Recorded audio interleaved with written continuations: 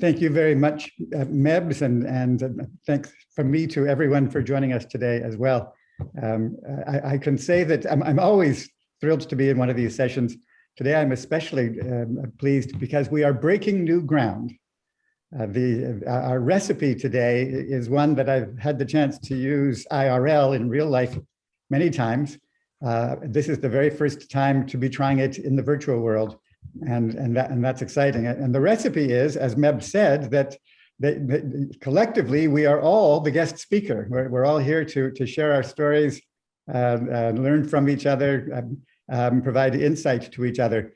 And in a couple of minutes, we're going to go to a breakout so that you can get back into a more intimate conversation to start to probe the issues. That sets us up perfectly for our first breakout. I'm going to present. You'll have a good chunk of time. You'll have 20 minutes for this first breakout. There'll be roughly five people in each room. Please be sure to introduce yourselves to each other. It's great to get to know who we all are. And I have two questions, and frankly, two questions. You might not have time for two questions, and you can choose between these two questions. Each of you, and candidly, each of you can choose between these two questions. And those two questions are, when you think about your transition into this life stage, a lesson that means a lot to you. It can be a tiny lesson. It can be a big lesson. So that's one of the questions. Has there been a lesson so far in your transition into this life stage that means a lot? But the alternative question is a question you have or a puzzle you have. What in the theme of what's next? What's the next puzzle? What's the next question? And again, either a large one or a small one. But either or both of those two topics, we will post.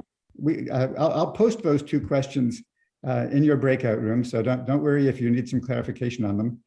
And with that, Deshaun, and as I said, this will be a 20-minute breakout. Deshaun, over to you. Welcome back, everyone. I had a chance to pop into most groups, and I'm heartbroken that for each one of the groups I entered, I'm heartbroken that I couldn't stick around. What great conversations. I know that fascinating things were said in each group. We're going to be in plenary for the next while, so I'd love to compare notes. One way to start the comparing of notes is for you to pop into the chat room things that really struck you from your groups. The chat only works when we're all here together. So why don't we do that? Why don't we just take a couple of minutes, and those who want to either share a story they heard or a story they told or an insight that came into focus or a question, let's just take a couple of minutes to populate the chat. Mara Safer, I guess you must be on the, oh, there you are, Mara Safer. Hi. I'm really intrigued by your comment. I'll repeat it for everybody, but just a heads up, I'd be grateful if you wouldn't mind, after I do that, I'd be grateful if you wouldn't mind expanding on it a little bit. Tell us a bit more about this really intriguing comment you made.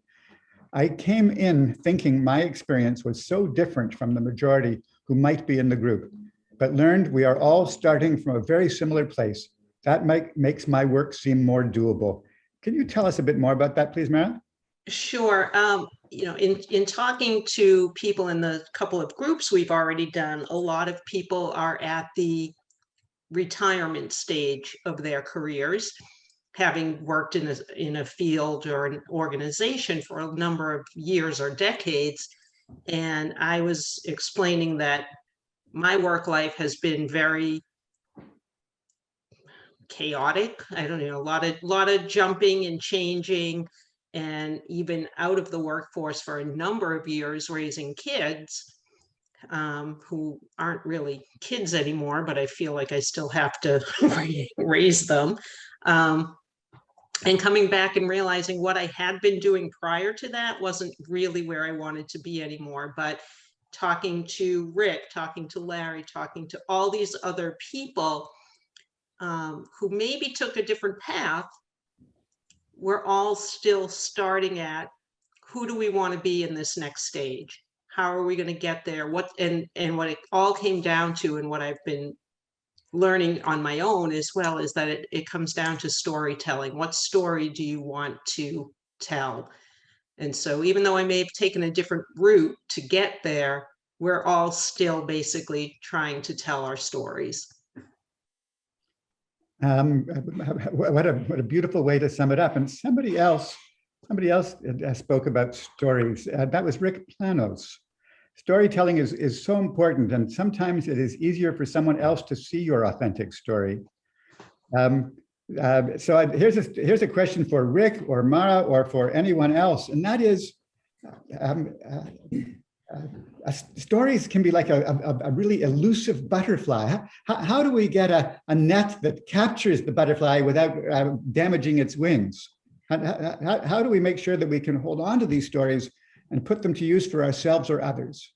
I think that's a great point. Okay. When I hear what Mara's saying, I used to do that. I used to say, well, it just kind of happened this way, you know, and I when I coach students, I always say, it's important to have a really good plan, and it's important to know when to throw it out the window. You know, so you can say all these things happened to me, or you can pick out the common themes and make it resonate for people, that it has meaning. Like for me, I was in retail. I was in many different companies. Some of them went under. It's like, that's kind of part of the deal with retail. But when you look at it and say, okay, well, here's the common theme. I'm a learner. My Gallup Strength Finders is learners very high on my list. Okay, well, that allowed me to go from tech to clothing to hard goods to soft goods to domestic to international. And I learned this while I did it. Okay, so there, you know, if you make that sound planful, even though we all know it isn't, I think it resonates with people a whole lot more, instead of saying, crap happened and I had to do this because I had kids. You're like, no, I could see that from this, I learned that, and that's what makes me who I am today. It makes me valuable. Thank you. I'm looking at a comment from Janice Ferrer-Samani. Janice, have I pronounced your name correctly? Yes, you have. Thank you so much. Well, and thank you for your comment. You said comments from the group. Knowing ourselves to discover our plan, knowing our values to planning our future. Maybe all along I was planning unconsciously. Could you expand on that, or maybe point to a member of your group who might have made one of these comments? Well, I'd love for the group to chime in, but I made the quote that perhaps I truly was planning all along. I think in life, as we have these experiences and we find that we want to share, and my colleague Rick there has said sharing with the students or sharing with mentees, that we are actually gathering. I see us as these snowballs that are continuing to go through life, that are getting bigger and bigger. And you have these insights and these learnings that you want to share with others. So I'm thinking that through all of that snowball collecting, if you will, that I truly was planning this ultimate transition. And what does that look like? Building a legacy, building a nonprofit, having my international connections get closer, utilizing technology that I know well in order to utilize and to grow that transition. So because I was listening to the group and I'm thinking, am I a leaper or am I a planner? What am I? So I began to think, and it was so eloquently said by another team member. Well, and I was articulating that I'm a long life learner.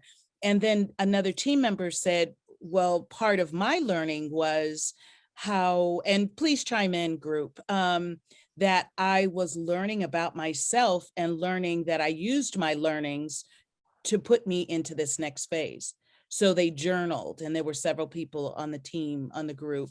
So chime in group, that talked about journaling, and the utilization of that journaling actually helped them to move into their next phase, because they wrote a book. So, Janice, thank you. Group. I don't know for sure who was in Janice's group. Does anybody have anything to add? And by the way, this really Michelle, is Peter, Mike. Oh, I'm unmuted. I was the one talking about journaling and trying to figure everything out. And I agree with you. It feels like there's something inside us, this kind of like inner voice or inner compass kind of pointing us in the right direction. And what I needed to do was, I loved hearing stories from people that were doing things that I wanted to maybe consider doing. I was always searching for role models. I refer to them as retirement rebels, who are breaking all the retirement rules and doing all kinds of new and exciting things. And I love reading stories of people in their 90s, running a business, excited to get up every morning and continue on doing that. So I wanted to find something similar for myself, but it took me a while to figure that out. But I learned from other people. And then when I could find the right role model that was doing exactly what I wanted to do, I was off to the races, because I could, really speed things up, the transition, by following what they did. But of course, always kind of tweaking it so it fit for me. It worked for me. And yeah, the payoff's huge. And Thanks, yeah, Mike. life's never been better. Thanks, Mike. But before I turn to another one of you, I just want to thank Rick Planos for doing what I was about to ask, and that is to continue to add things to the chat box. But as you hear things in this part of the conversation, please don't hesitate to add to the chat box. For instance, Elise Barnes, you picked up on Rick Planos's earlier comment when he spoke, and you've said, love the Gallup Strengths Finder as an assessment tool. Well, if people walk away from this conversation with a tool they can consider using, that would be great. Elise, would you mind telling us a bit more about the Gallup Strengths Finder?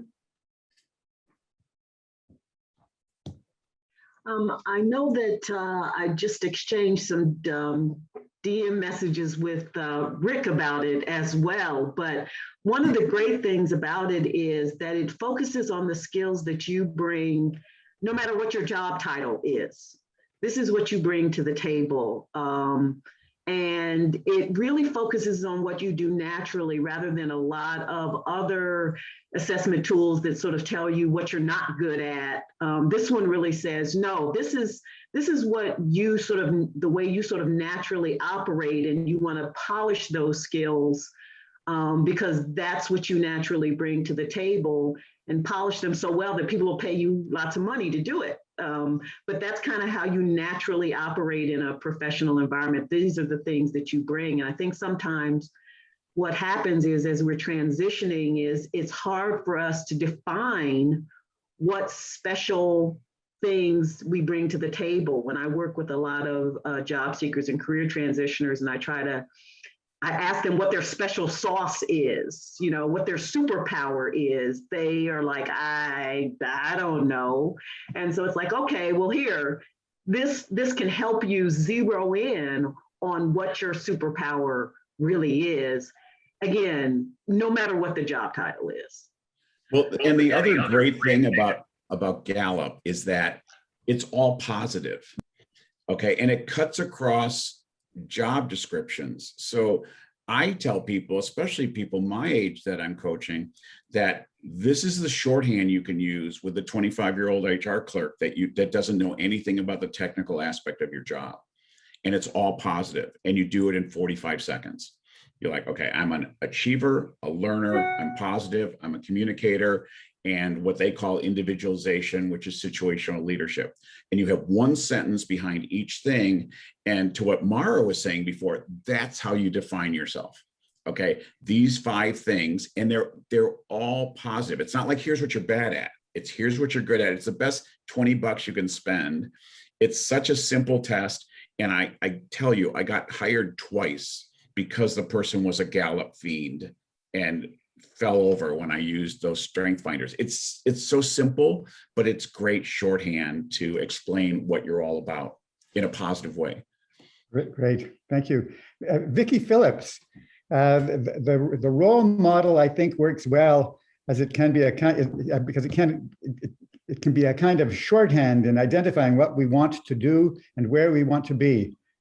For instance, hey, I want to be like that. Well, I too am a great believer in role models. So Vicky, tell us more.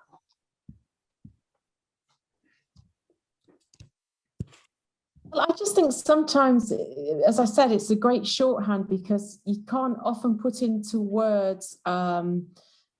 If somebody asks you, well, where do you want to be?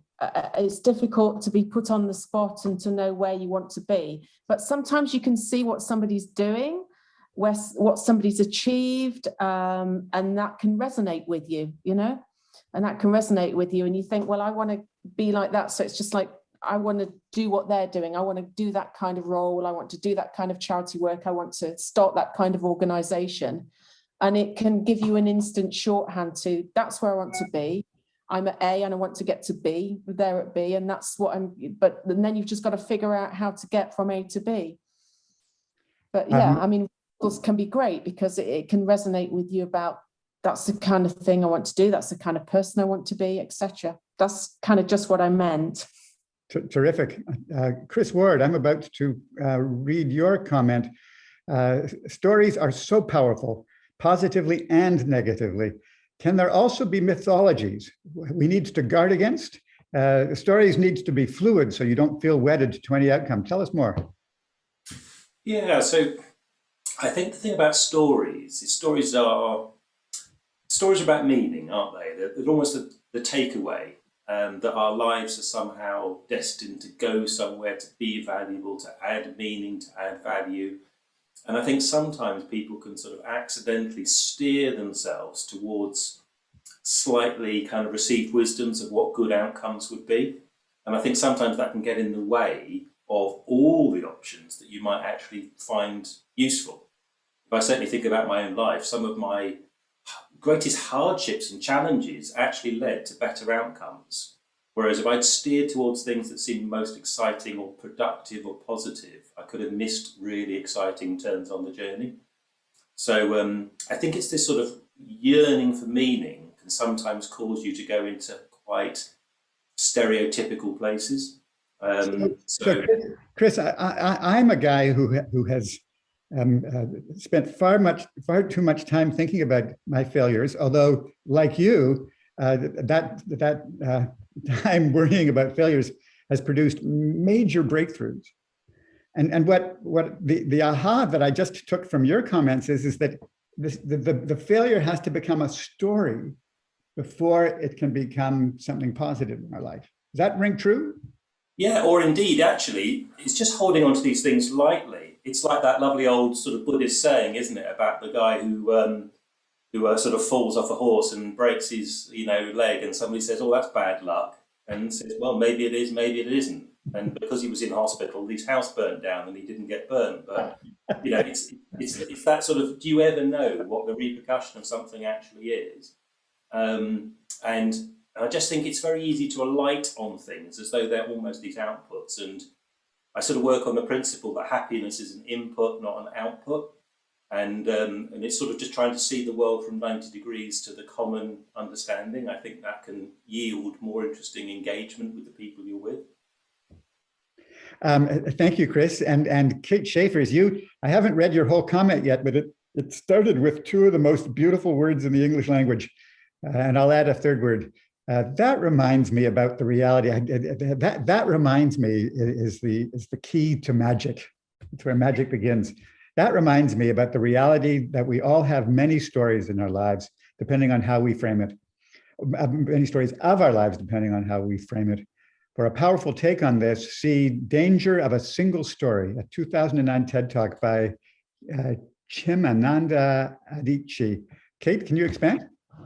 Yeah, I think we need to kind of look at how the stories we tell about our lives are helping us not only frame our understanding of the past, but also how we want to put together those stories for the future. And we're not just one story. And so I think even the same experience we can frame in different ways depending on the way we want to tell that story. And, you know, it's a really powerful TED Talk. So if you haven't seen it, it's been out a long time, but she talks just about, you know, she's a Nigerian. I mean, I don't remember all the details of her story, but just she kind of says, you know, you could look at me as this Nigerian woman, or you could look at me as, you know, a refugee, or you could look at me as, you know, just all of these different parts of her. And we can't just kind of say people are just in one box. I can't help myself. What you just said and wrote gives me two short stories. One was about a friend, an ethnographer and anthropologist who was doing field work in North Africa among the Tuareg. And Tuareg speak French. In French, she said, "So tell me your relationship with nature." And the man didn't seem to understand the question. She had a translator with her. And so she said, "Well, can you please translate my question into Tuareg?" The translator does. And the Tuareg man looks at her and says, "I am nature." That's the first story, which is a mind-bending thought. And the second one, also from the world of anthropology, one of the very great 20th century anthropologists, a guy named Gregory Bateson, told the following story often. Decades ago, before the recent breakthroughs in artificial intelligence, a team worked very, very hard to build an intelligent machine. And finally, they felt that everything was in place. They turned on the machine, and the first question they asked the machine was, "What is intelligence?" The machine replied, "That reminds me of a story." And we're going to stay with stories for a bit. I have a question for, we'll go into the next breakout group. You're all good? Deshaun, you're ready to go with the next breakout group? Yes, sir. Thank you. We're about to go back into breakout groups. And here is the question for you group. But I have to tell you, we're here for a good time. And if this question isn't where you want to go, I know that so many things have been discussed here that it's just fine if your group decides to go somewhere else. But out of this discussion, here is a question. How do stories become achieved goals? And welcome back, everyone. We, of course, have a chat box. And as before, would love to see a few, any sort of feelings, thoughts, recollections, ahas from your breakout group. By the way, as you are typing in the breakout, in the chat box, I should let you know that we will be sharing the chat box with everyone after the event, so that those email addresses, those references to books and tools, and those lovely questions and ahas will be available to you all after this. I'll just mention that in our group, I think it's fair to say there was some skepticism about the notion of stories as a pathway to achieve goals. Members came at it from different perspectives, but there was a sense that stories need to be understood sort of critically and imaginatively, and the ability through a story to plan a goal is problematical, perhaps. Really cool. What a lovely approach to the question. Thank you.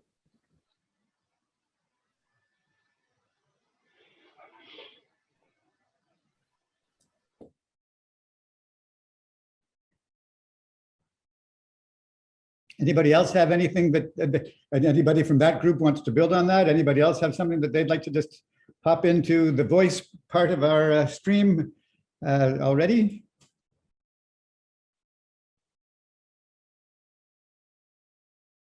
So let's just. Sure, I'll pop in. I was busy typing, but this is quicker. In our group, it was Nita, Marissa, as well as Mark and myself.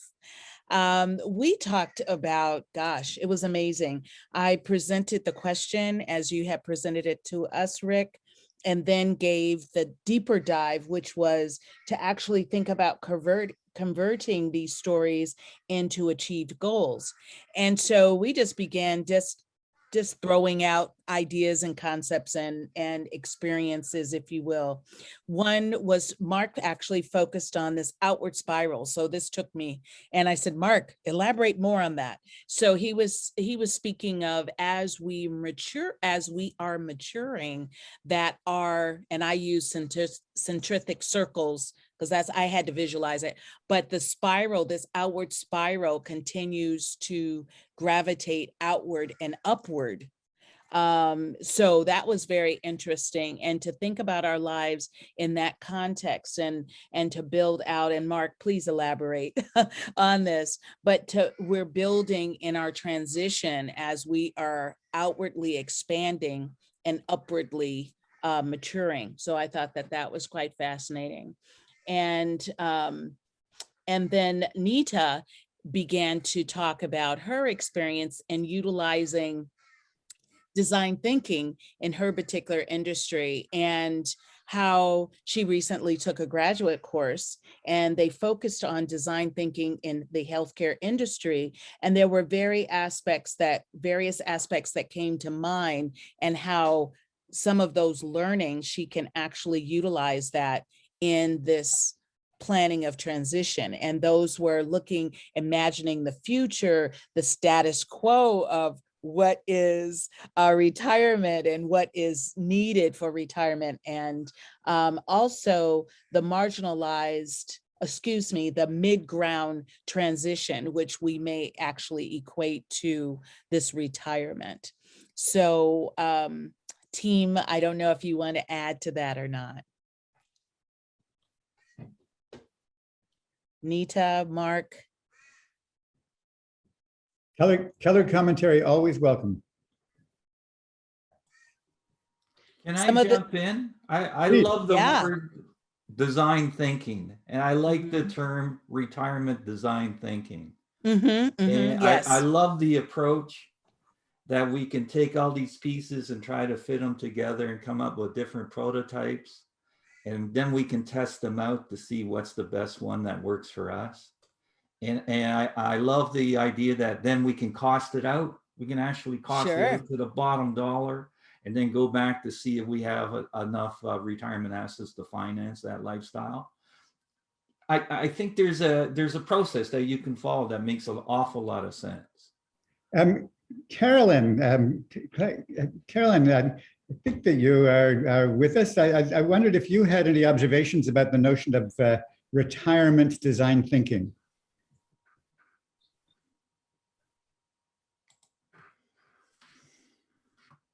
I see Carolyn's name on the list, but not hearing her pop in. So maybe she's out of the loop at the moment. Carolyn is an expert in design thinking, which is why I thought I'd give it a try. Perhaps Rick, Anthony can help as well. Anthony is here from Caroline's office. Thank you, Anthony. Any observation about retirement design thinking? We didn't speak directly about retirement design thinking, but I do.